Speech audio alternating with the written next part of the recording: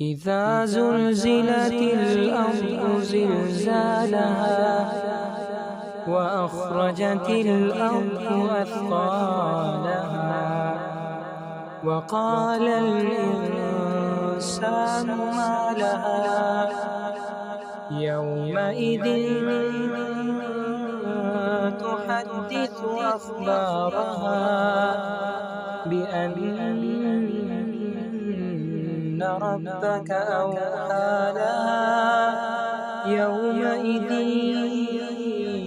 يصدر الناس أشتاتا ليروا أعمالهم فمن يعمل مثقال ذرة